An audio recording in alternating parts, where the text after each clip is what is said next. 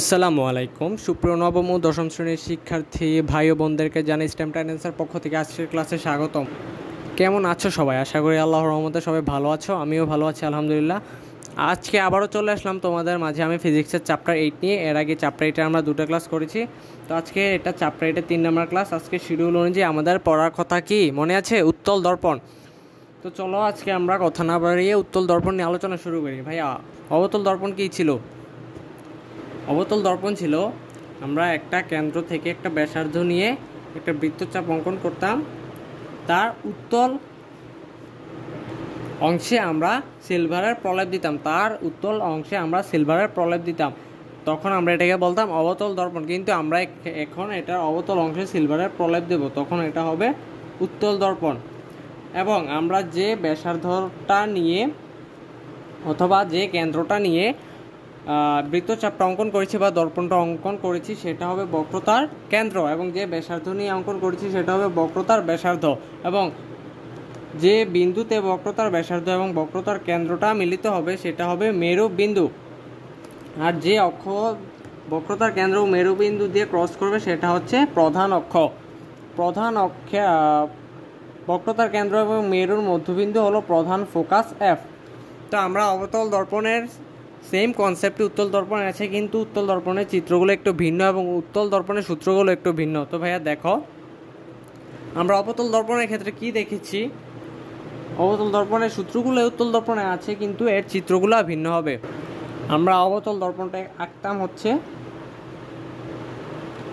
এর বাইরের অংশে, উত্তল অংশে আমরা সিলভারের প্রলেপ দিতাম, কিন্তু এখন আমরা এর অবতল অংশে সিলভারের প্রলেপ দেব, তখন এটা হবে উত্তল দর্পণ। এবং ভাইয়া দেখো, এর বক্রতার কেন্দ্র কোনটা? এর বক্রতার কেন্দ্র হবে এটা সি, বা তোমরা যেই বিন্দুটাকে কেন্দ্র করে বৃত্তচাপটা আঁকবা বা দর্পণটা আঁকবা সেটার কেন্দ্রটাই হবে বক্রতার কেন্দ্র, এবং বক্রতার কেন্দ্র এবং মেরুর মধ্যবিন্দুটা হবে এফ বা প্রধান ফোকাস। তো আমরা অবতল দর্পণের ক্ষেত্রে শিখেছিলাম যে বক্রতার কেন্দ্র দিয়ে আপতিত আলোক রশ্মির প্রতিফলনের পর বক্রতার কেন্দ্র দিয়েই ফিরে যায়। তো উত্তল দর্পণের ক্ষেত্রে সেম সূত্র, বক্রতার কেন্দ্র দিয়ে আপতিত আলোক রশ্মির প্রতিফলনের পর বক্রতার কেন্দ্র দিয়েই ফিরে যাবে। কিন্তু অবতল দর্পণের ক্ষেত্রে দর্পণটা ছিল এদিকে, অর্থাৎ আপতিত রশ্মি এদিক থেকে সেদিকে প্রতিফলিত হতো, কিন্তু উত্তল দর্পণের ক্ষেত্রে এটা হবে না, কারণ উত্তল দর্পণের ক্ষেত্রে এখানে আমরা সিলভার প্রলেপ দিয়ে দিয়েছি, এখানে আলো প্রতিফলিত কিভাবে হবে? তো উত্তল দর্পণের ক্ষেত্রে এদিকটা আমাদের দর্পণ এদিকে আলো প্রতিফলিত হবে, তাই আলোক রশ্মি আপতিত হবে বক্রতার কেন্দ্র বরাবর এইভাবে, এবং প্রতিফলনের পর সেই পথ দিয়েই ফিরে যাবে। তারপরে অবতল দর্পণের তিনটা সূত্রের মতো উত্তল দর্পণেরও তিনটা সূত্র আছে।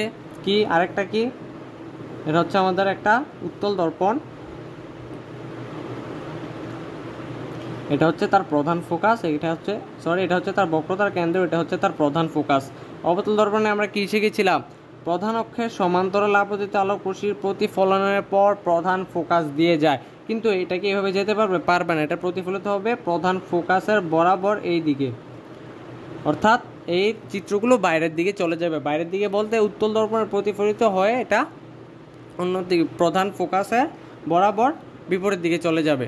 তারপরে চিত্রটা দেখো, তারপরে আমরা কি শিখেছিলাম? অবতল দর্পণের ক্ষেত্রে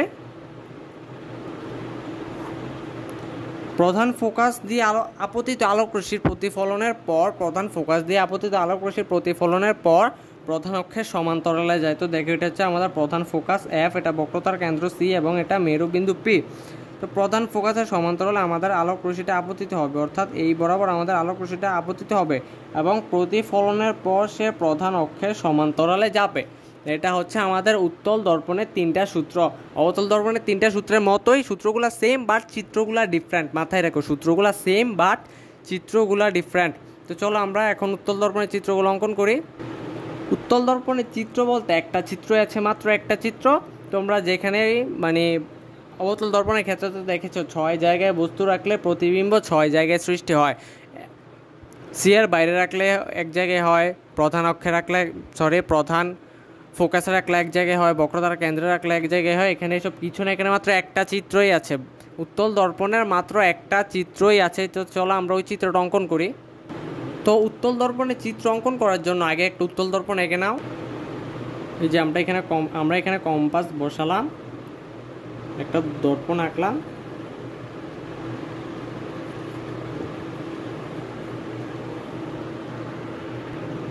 তারপর আমরা বক্রতার কেন্দ্র দর্পণের বরাবর একটা সরলরেখা অঙ্কন করলাম। এটাই ভাইয়া এটা এদিকে বাড়িয়ে দিয়েছেন কেন? কারণ এটা উত্তল দর্পণের ক্ষেত্রে এটা ওইদিকে বৃদ্ধি পায়। তো দেখো এটা হচ্ছে আমাদের বক্রতার কেন্দ্র সি, বক্রতার কেন্দ্র এবং এফ এর মধ্যবিন্দু, বক্রতার কেন্দ্র এবং পি মেরু অঞ্চলের মধ্যবিন্দু তোমরা এফ নির্ণয় করবা। মধ্যবিন্দু কিভাবে নির্ণয় করে জানো তো?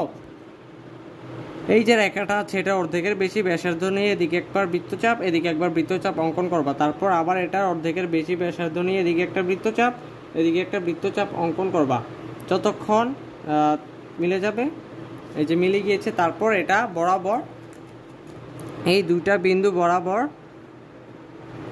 প্রধান অক্ষে একটা বিন্দু অঙ্কন করবে। এটাই হবে সিইউপি এর মধ্যবিন্দু এফ, অর্থাৎ প্রধান ফোকাস। তো দেখো আমরা বস্তুটা রাখবো কোথায়? আমরা বস্তুটা রাখবো, আমাদের সিলভার প্রলেপ দেওয়া হয়নি, আমরা এখানে সিলভারের প্রলেপ দিয়ে দিলাম। তো আমরা বস্তুটা কোথায় রাখবো? আমরা বস্তুটা রাখবো বিম্বের সামনে, অর্থাৎ এইখানে। এবং আমরা উত্তল দর্পণের দুটা সূত্র এখানে প্রয়োগ করব। আমরা উত্তল দর্পণের প্রথম সূত্র প্রয়োগ করি। প্রথম সূত্র কি? কোনো বস্তু থেকে আপতিত আলোক রশ্মি প্রধান ফোকাসের আপতিত হলে প্রধান ফোকাস না, বক্রতার কেন্দ্র আপতিত হলের প্রতিফলনের পর বক্রতার কেন্দ্র দিয়েই ফিরে যাবে। এভাবে দেখিয়ে দিবা যেটা বক্রতার কেন্দ্রের বরাবর আপতিত হয়েছে, বক্রতার কেন্দ্র বরাবর আপতিত হয়ে প্রতিফলনের পর বক্রতার কেন্দ্র দিয়েই যাবে। এবং কি প্রধান অক্ষের সমান্তরালে আপতিত আলোক রশ্মি প্রতিফলনের পর প্রধান ফোকাস দিয়ে যাবে।